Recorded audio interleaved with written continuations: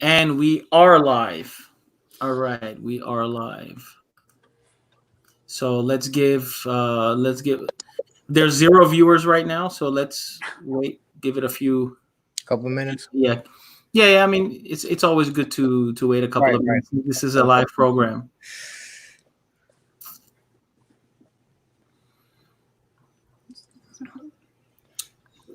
Not looking at my best now. All right. We started on time with the fireworks. Yeah. Go ahead, Bismillah. Assalamu alaikum wa rahmatullahi wa barakatuh. Alan family, this is your brother in Islam, Norman Khan, coming to you live with my team that I have over here and for the event that we have for y'all tonight. So, as my brother Sheikh Abdul Rahman pulls up the flyer that we have for y'all, this is going to be, inshallah, an ongoing event for our youth. So today, of course, we're accompanied by our very own Imam, Sheikh Abdul Rahman. How you doing, sir? Assalamu alaikum wa rahmatullahi wa barakatuh, folks. Jazakumullah khair for joining us. Thank you, thank you. And then we have our educational advisor, Sister Selvi. How are you?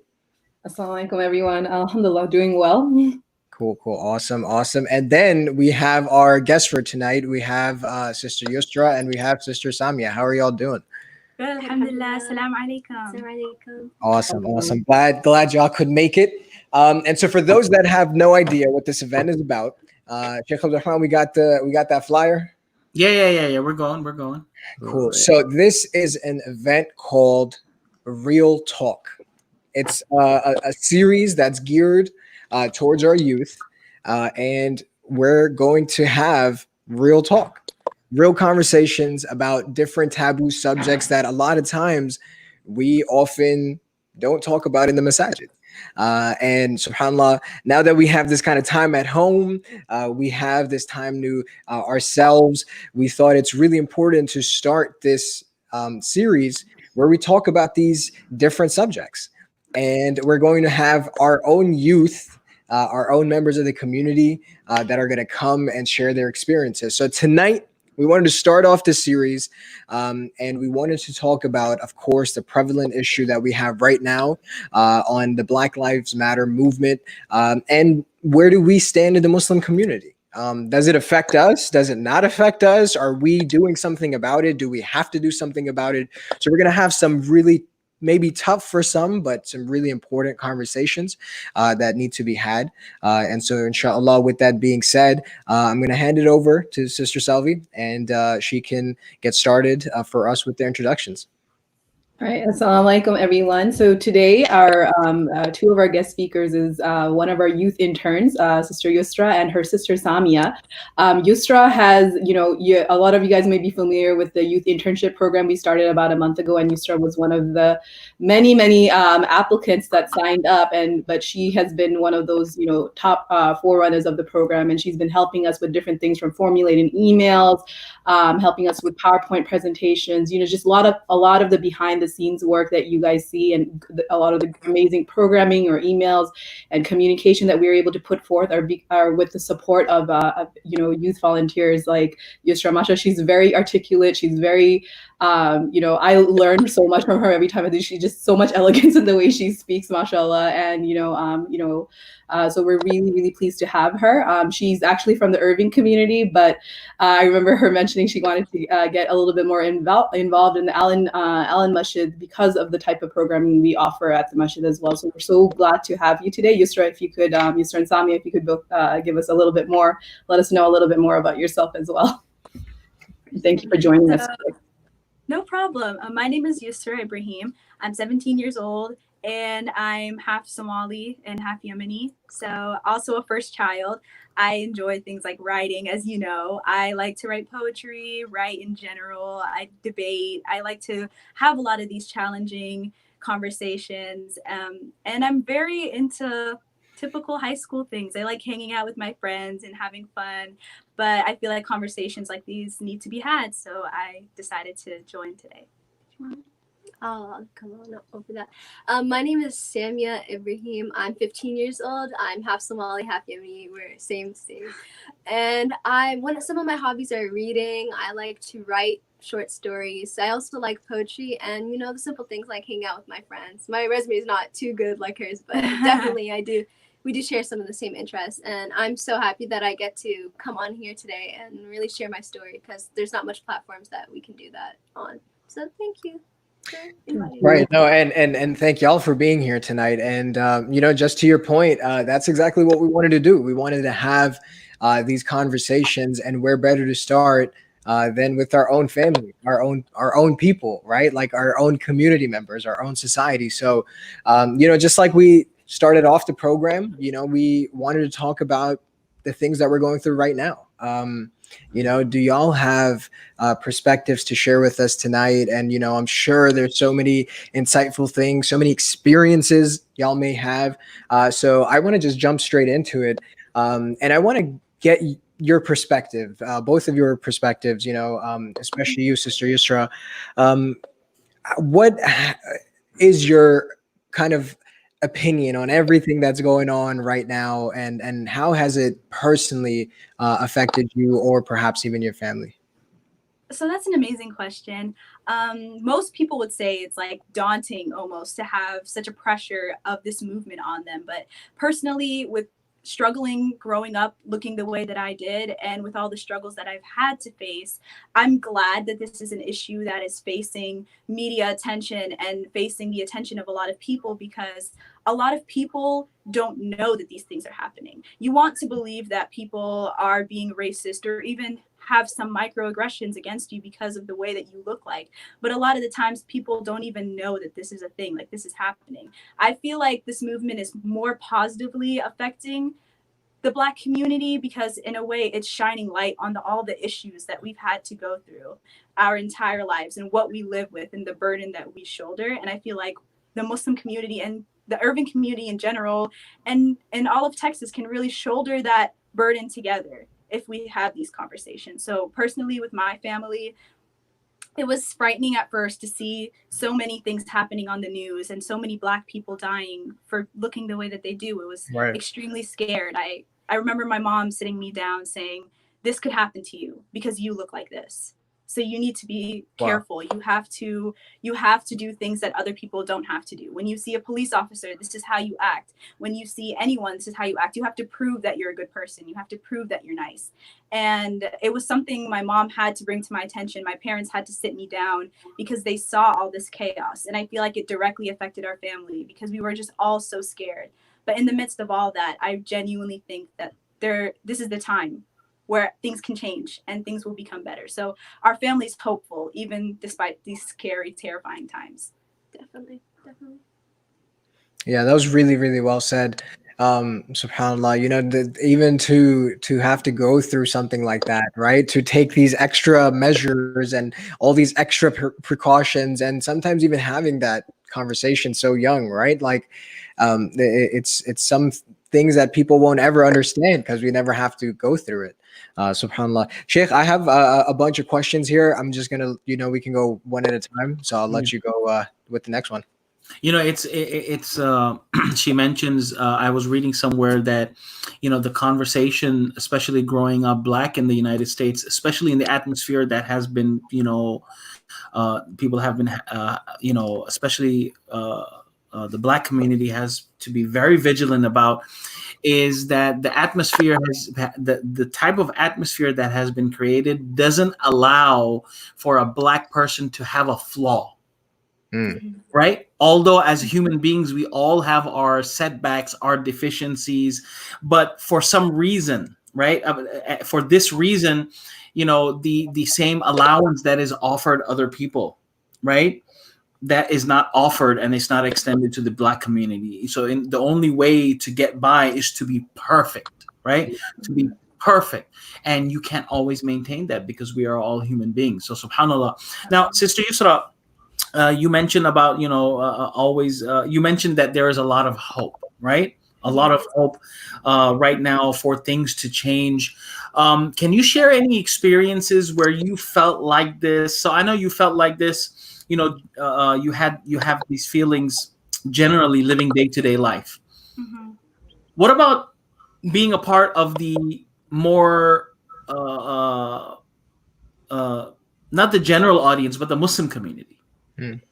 Oh, so my biggest experiences with the Muslim community is personally, I'm not a firm believer in like race having anything to do with friendships. I am friends with anybody who I just vibe with, whoever I just like from the get-go. But it's really hard for me to have conversations with some people because I've been approached by some of my friends saying, "Oh, my mom doesn't think I should hang out with you," or like. And I'm like, but, she doesn't know anything about me. Like, why can't I hang out with you? And she said, oh, but because she thinks you're a bad influence. And like, at first I was like, how am I a bad influence? If anything, I'm just hanging out with my friend.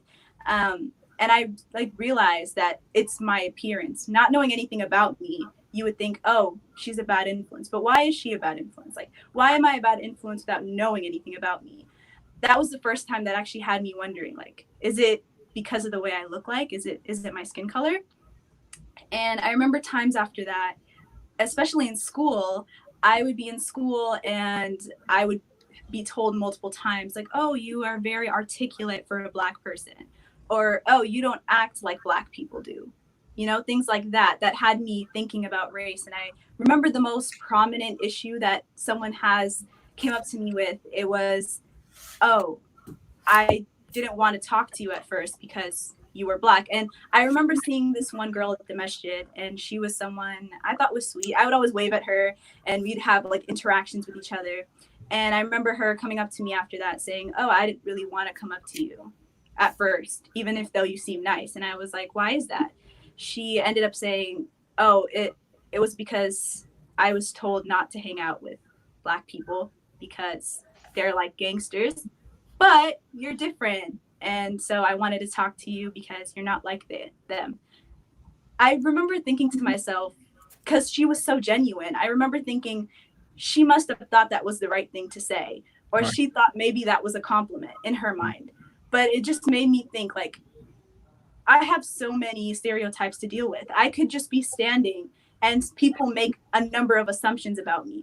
And those experiences really led me to thinking that my skin color is so important and that it makes me inferior to other people. And I have to act perfect from the start. I have to be someone that is with no flaws, basically, to get the attention and trust of other people and respect.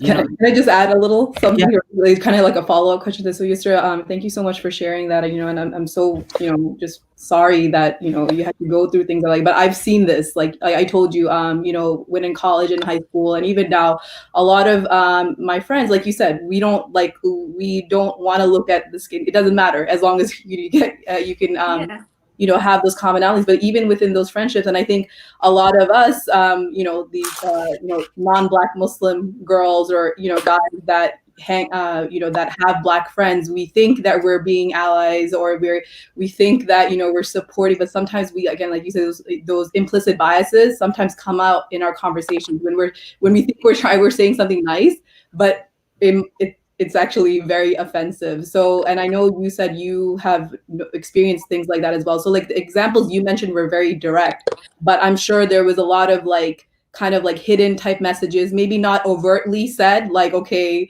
I wasn't trying to be friends with you because of this, but there's so many subliminal messages that are sent, whether it be through nonverbal behavior, how far they stand from you, or the way they act around you, like that. And I know you can feel that. Right. Definitely. So can you also share a little bit of those type of kind of covert and not as direct messages that people sometimes do when we're in the masjid, things like that? So please go ahead and share some of those experiences. So actually, like when I'm in the masjid and stuff, our masjid, there's like an elevator. And so I would go on the elevator and I wouldn't really care who's on it. But I remember this one time I was there. I was the only Black person on the elevator, and everyone just started like shuffling like that to like one side of the elevator. And I was like, looking at myself, I was like, is there anything on me or something? Or is like, is there anything wrong with me? And I just remember like them just like looking scared of me, like me, a 17-year-old girl. And I was like, why are they backing away from me? Like I'm some sort of like monster. But like they weren't doing anything or saying anything. It's just the way that they acted. Like the atmosphere felt tense. It felt like they didn't want to be around me. Right. And I was like, what other reason could it be? They know nothing about me. They just saw someone who looked like me and they just went, oh. Yeah. Just to add off of that, So please. I'm gonna share something too. I like to play with kids, and I like to, wave at them, and you know how kids are like very, friendly, so they wave and they talk. So I would be in the musalla after I'm done making my sunnah, after I'm done praying, and I would see the kids on the other side, and they would be playing and they'd be waving, and I would just be from across the room, maybe wave at them.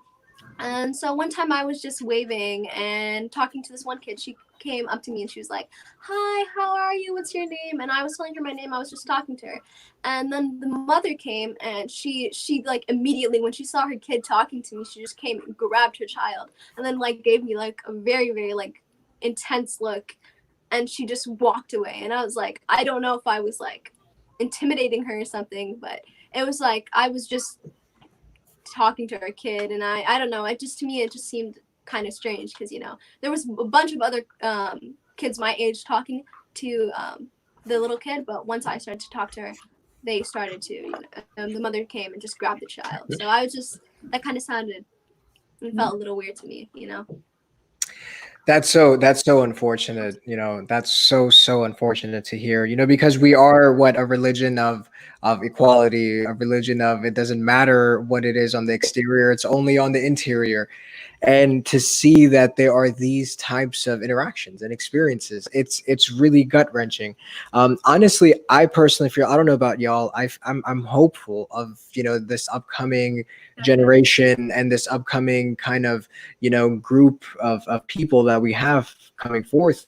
Are these experiences that y'all have had, were they limited to like older people, and they were just, no, but you've also mentioned some friends that you've had, but like in the Muslim community, have there been experiences like from youth and or was it just older people? And then to add to that, what do you feel are certain things that perhaps we can at least start with to improve?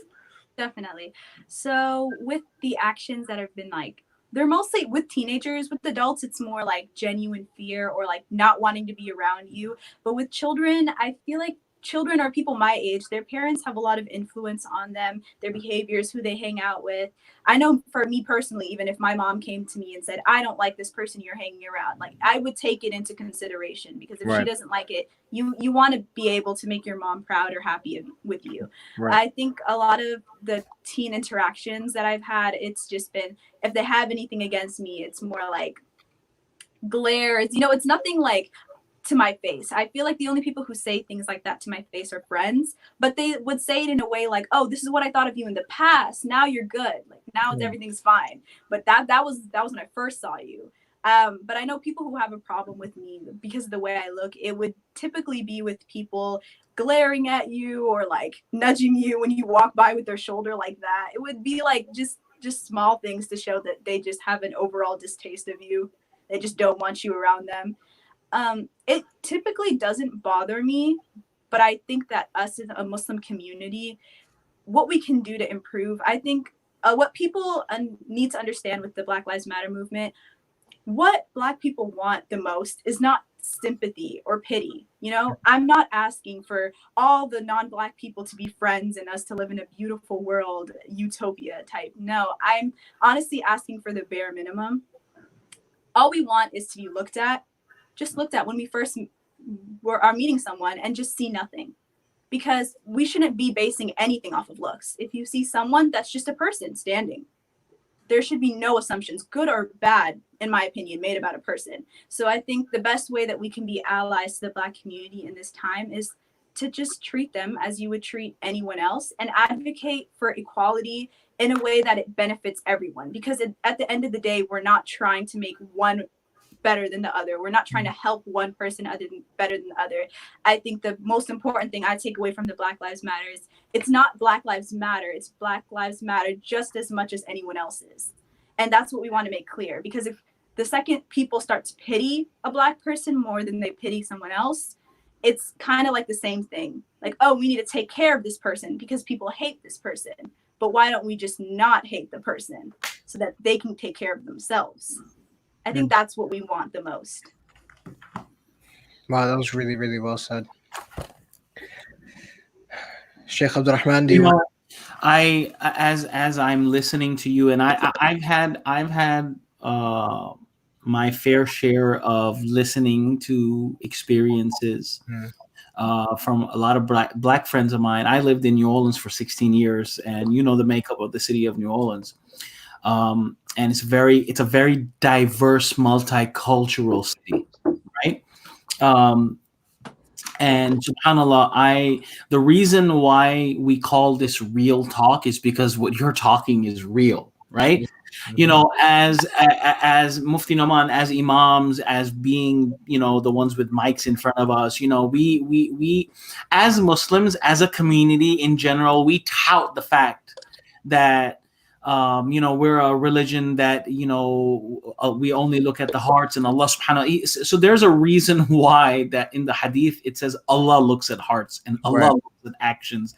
He does not look at appearances. He does not look at physique. He does not look at, you know, colors, because of the fact of the matter is that, you know, this problem of inequality towards Black people is something that is within our communities as well. Like you said, it may not be so overt, but deep down inside, I mean, it's there.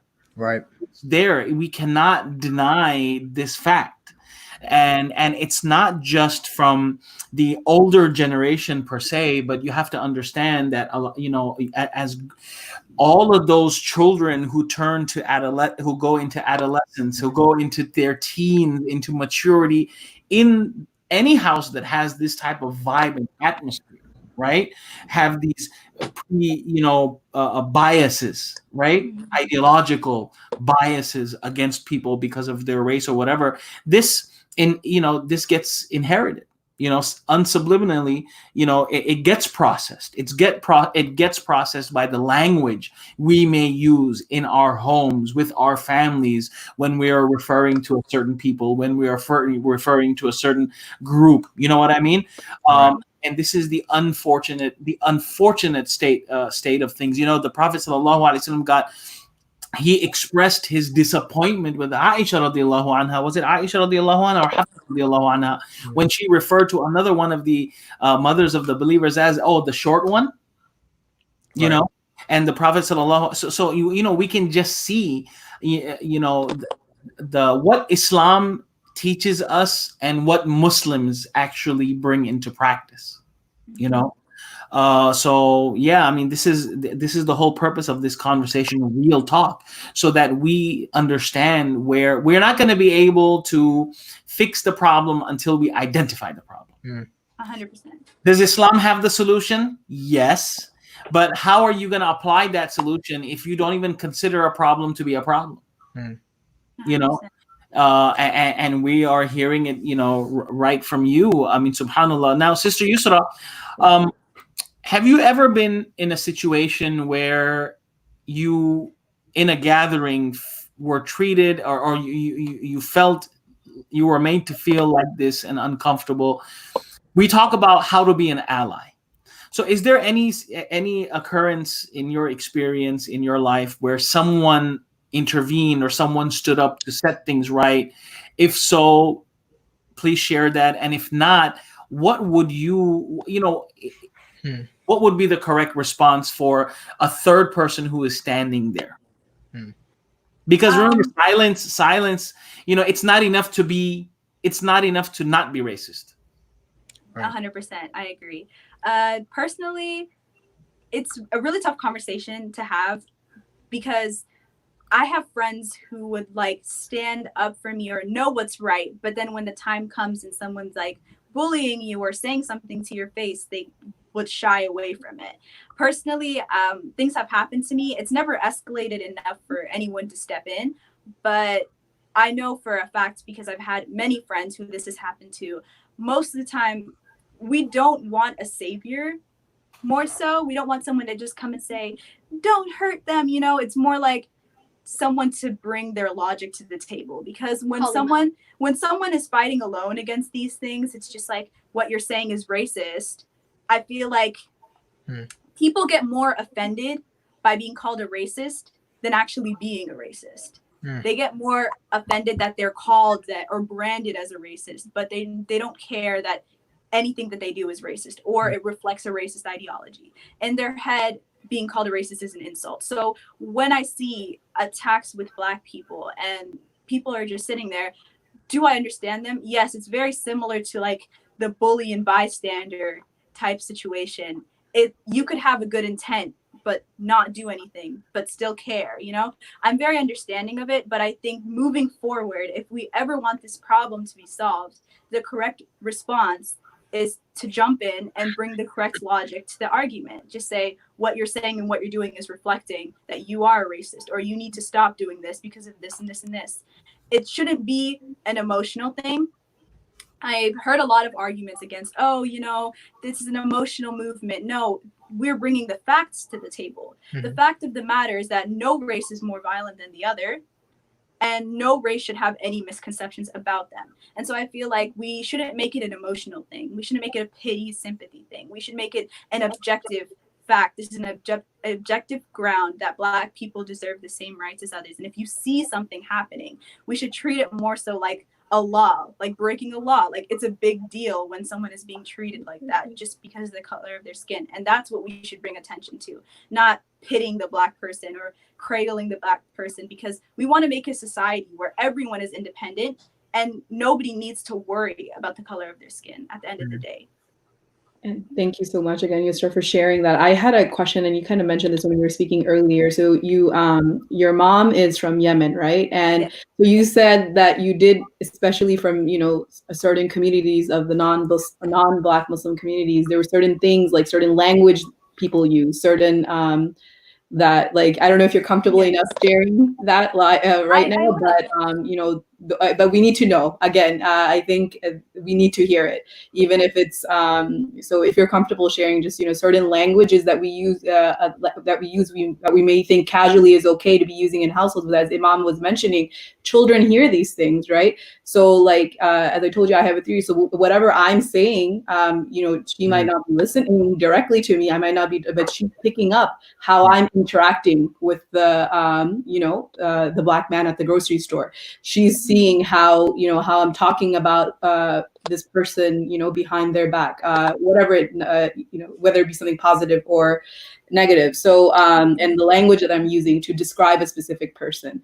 So do you want to share a little bit more about that and what you've kind of, you know, any? Definitely. So yeah, as my mom is a Arab, I've picked up some Arabic, and so when I see people, Arab people specifically will use the word abid, which directly translates to slave.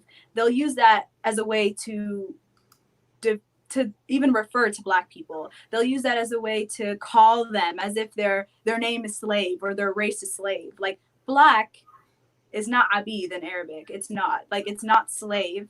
And that terminology is just incorrect to use to a Black person. I remember seeing Arab people saying that multiple times to a Black person, like referring to them, like calling them like abid, you know? And I just think that's extremely inappropriate. That's the kind of terminology that will offend a Black person. Offhand, I will say that most Black people don't know that. Of course, there's the Sudani community who is Black, and there are a few how to be speaking Black community members, but it's not fair for communities to be speaking in different languages and using offensive terminology against Black people that they most likely won't understand.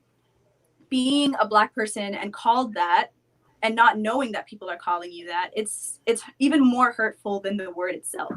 This is a word that shouldn't be used because Black people are not slaves. We're just Black people. Slavery was a thing and Black people were most commonly enslaved, but you know, slavery is over. It's been abolished, and it was one of the biggest atrocities that ever happened to humanity. But nowadays, we're not living in slavery. We shouldn't be living. Even if systemic racism is still here, we shouldn't be so direct. We already have a system to destroy, and we're here calling Black people slaves. We're here calling them such degrading names. And slave is just a really hard thing to hear. And it's not even just the Arab community. I remember I have a lot of Desi friends, and one of them. I was gonna say I didn't want to be the one to say it, so I'm glad you're bringing it up. And one of them, she's darker skin, and she has a sister who's like lighter than her, and her relatives will always tell her, you know, bleach your skin, we use this bleaching product, you can't be dark skin, you can't look like anything remotely like a Black person. Like, it's humiliating for them to have a child who's of darker skin. And that doesn't just affect me or my community. That really affects the mentalities of these young people of color growing up knowing that they were born with a skin color that nobody sees as beautiful or respectable. And I think that's just really hurtful, because I genuinely think that beauty comes from within, and we really shouldn't be judging the color of someone's skin, especially with siblings, because I know for us too, it's been a lot of comparisons, especially with my mom's side of the family. Oh, she's lighter skinned, she's more beautiful and fair than you, and you're dark skinned. Growing up darker than my siblings, it was like almost infuriating, but like helpless. It was a helpless feeling of, I can't do anything to be better looking in anyone's eyes, you know? And just to know that the Desi community is going through something just as bad, it breaks my heart, because Black Lives Matter isn't just raising awareness to Black people and trying to save them. It's one step closer to racial equality. And with my darker skinned brothers and sisters, we're all brothers and sisters in Islam. And I think this is just as big of an issue, and it correlates so deeply with it, because I feel like with parents especially, they despise anything remotely Black. And it's just like, if my child resembles them or can be mistaken for them, that's like terrifying. Absolutely not.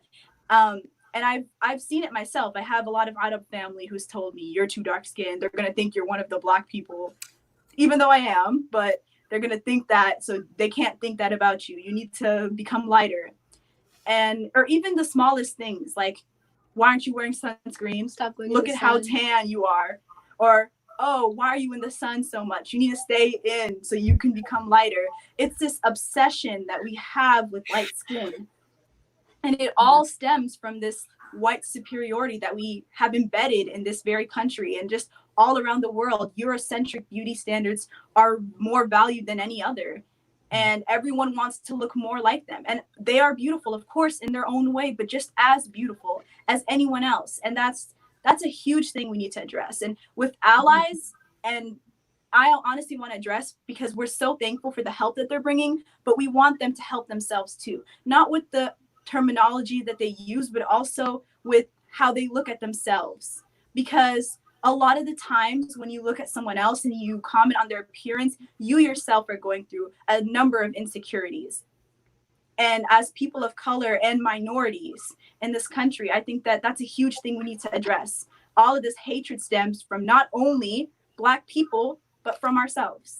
And those are two huge things that I believe we should address. Piggyback off what she said, there's also another problem that I also wanted to address about like terminology and all of that. I personally have been like, it's been a real problem in all of my life with people who are not Black in the Muslim community that tend to be towards like my age, her age. They use the N-word as a way to like refer to me, you know, and I don't, they say it's like, because we've like repurposed the word in the Black community to, I personally don't like to use it, because I just feel like out of my respect for my Black brothers and sisters, I just don't want to use it. Though I have no problem with the Black community who want to repurpose it and make it their own to use it.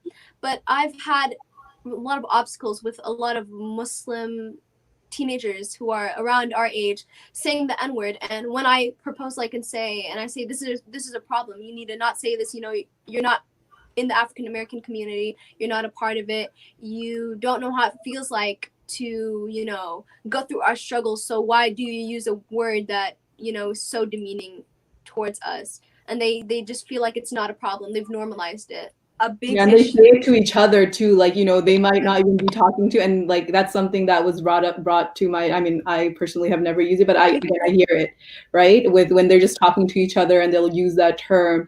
And to what you were saying about the colorism issue in Desi communities, especially, like, again, this was another instance, where all my friends were hanging out. Like I told you, I have Somali friends, Eritrean friends, and one of the girls, it was really sunny outside, and she's like, "Oh my gosh, I'm gonna get dark," and like in front of like and just it's just so and again, it's very ingrained. I mean, me growing up too, like you said, those fairness products, it's really big in the Desi community, and this is like a whole another conversation that we need to get into about colorism and things like that. But like you said, it's not just it's how you phrase it was beautiful. Sorry, you can continue on that. I just wanted to add on to that point you were mentioning. No, it's no problem, honestly. I totally agree. But with the N-word specifically, a lot of people like to say, oh, it's not that big of a deal, or like, oh, like slavery is abolished.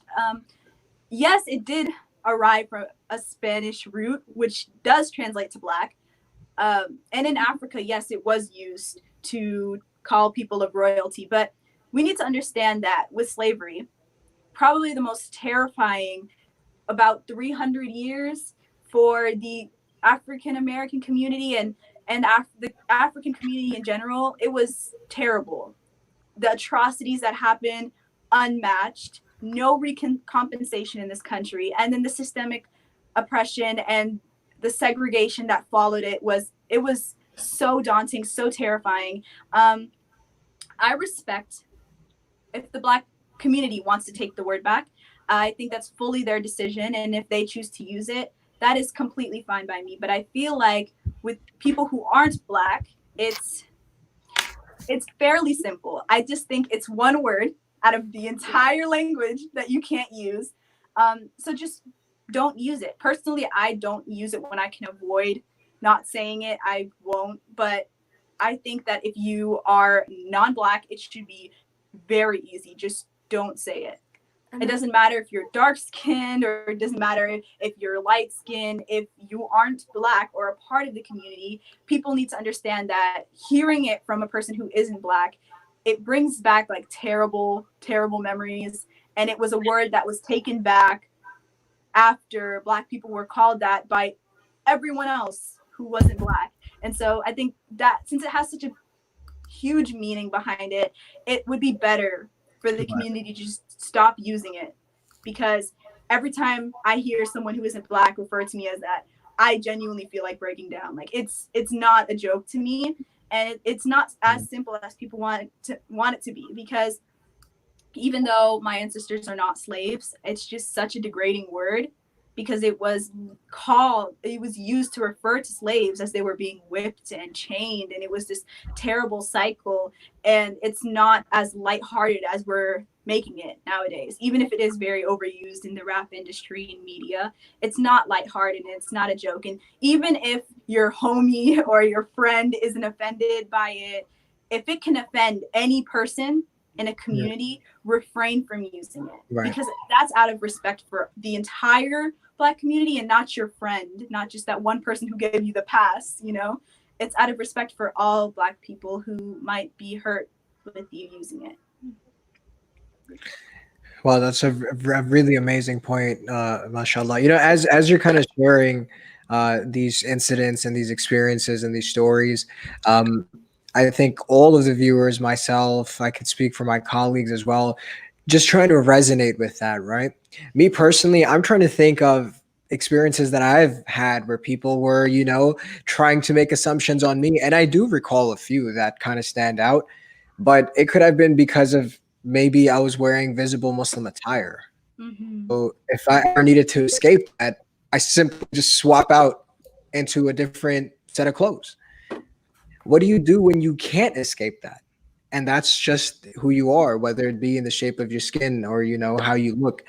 And I think it's just so it's devastating to hear that it's just so prevalent, because I firsthand have actually outside. Okay, fine. You can't control what happens outside. You can't control who you interact with, but to see that it happens, and not just happens once off, but it happens so frequently in our own communities, in our masajid. Like, these are our homes, right? And we talk about equality, we talk about all of these things, but I've seen like actual members of our Allen community, of course, like, no names and specifics, but just like that whole idea of superiority and inferiority, just simply on the basis of skin color. Like, okay, that person is black, so therefore they can be spoken to a certain type of way. They don't deserve the same respect, or they don't deserve the same, type of mannerism. So it's just really, it's really tough to hear all of these things.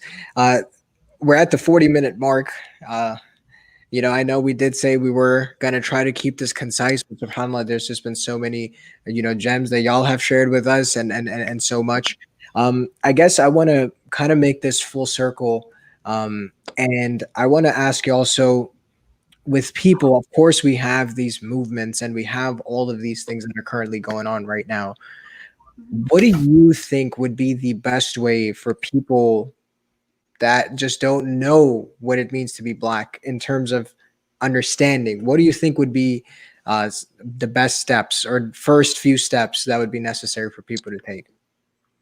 Yeah, okay, so that's an amazing question. It's really complex, but to shorten it, I feel like the best way that we can understand the Black community, I feel like the representation is kind of sad nowadays. I see a lot of like white people, or like textbooks that were created by white people on the movement, they're being used to define it. And I feel like if we want to understand Black people and what it means to be Black, we should listen to their stories, read Black literature, read any textbooks written by Black people, listen to lectures, because if anybody can tell you what it's like to be a Black person, it's a Black person. And that is no hatred towards the white community or any people of color that want to speak up on this movement. I just think that if a movement is concerning someone, that person should lead the movement. It's kind of like the same thing as when people were a bit skeptical of a male leading a feminist rally, or perhaps even a straight male leading a LGBTQ rally. Or it's just, if you are not a part of a movement, it's best for you to take a step back, listen to what these people have to say, and support them in a way that isn't overbearing. It's not you taking the spotlight from them. And I think the best takeaway is that we are all equal in the eyes of Allah. And the only race there is the human race. That's the only race that we should see. And I think that's the biggest takeaway that we all need to know. It's Black people will lead the movement that's for them. But in no way does that mean we don't need allies. And I just say, if you want to know more about the community, confront your Black friends. You just say, like, I want to know more, because that's the best way to do it. I think a lot of Black friends want to be there and support their friends. But, if no one reaches out, there could be a lot of misconceptions within the friendship. Right. It would just be devastating to see one of your friends say something that could be offensive to your community, and they could have prevented it if they had known. And genuinely, I believe that that's a huge issue in our community. And I think for us to come together, that would mean the world. And we have to set aside the importance of this movement. But we also need to note that that doesn't take away from any other movement. And that doesn't take away from the struggles that we have to go through as a Muslim ummah. It doesn't take away the struggles of the humanitarian crisis in Yemen. It doesn't take away from the struggles of the people who are struggling in Syria. The Black Lives Matter movement is not to overshadow any other minority who is going through a tough time or going through a hard time in this country. This movement is needed to uplift all of us, inshallah, so that we can all be on the same level, and that we must not forget that everyone is equal and everyone is important in the eyes of Allah. And so we must act and be treated like we are. That's, I think, the biggest thing. And the Black Lives Matter movement should be a reflection of that in a way. It will not take away from anything. It's just something that we need to do so that everyone is equal, inshallah. I completely agree. It's all about being like well versed in the history and the struggles of being Black in America.